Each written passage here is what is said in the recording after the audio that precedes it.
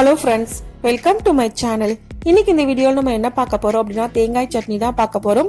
இந்த தேங்காய் சட்னி நம்ம எப்பவும் பண்ற மாதிரி இல்லை, கொஞ்சம் வித்தியாசமானது, ரொம்ப ரொம்ப ஹெல்த்தியானது. வாங்க இது எப்படி பண்றதுன்னு வீடியோவில் பார்க்கலாம். அதுக்கு நான் ஒரு அரை கப் அளவுக்கு பொட்டுக்கடலை எடுத்திருக்கேன். கூடவே ஒரு 10லேருந்து 15 வேர்க்கடலை, ஒரு 10 பாதாம், 5 முந்திரி எடுத்திருக்கேன். இப்போ இது எல்லாத்தையும் 1 by 1 மிக்ஸி ஜார்ல நம்ம ஆட் பண்ணிக்கலாம்.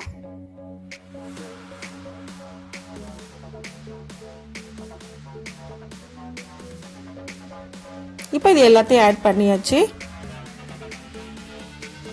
அடுத்ததா இது கூட அரை கப் அளவுக்கு தேங்காய் துருவல் நான் ஆட் பண்றேன்.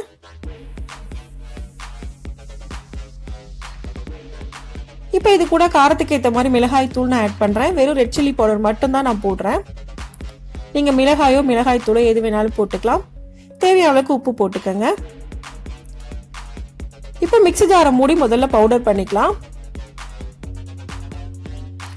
இப்போ பவுடர் பண்ணியாச்சு. இதில் கொஞ்சம் கொஞ்சமா தண்ணி ஊற்றி நம்ம சட்னி அரைச்சிக்கலாம்.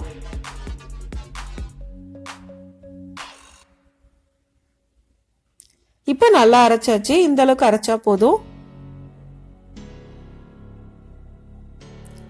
இப்போ இந்த தாளிக்கிறதுக்காக நான் ஒரு கடாய் வச்சிருக்கேன். 2 ஸ்பூன் அளவுக்கு எண்ணெய் ஊத்துறேன். எண்ணெய் நல்லா சூடானதுக்கு அப்புறமா அரை ஸ்பூன் கடுகு போட்டுக்கலாம்.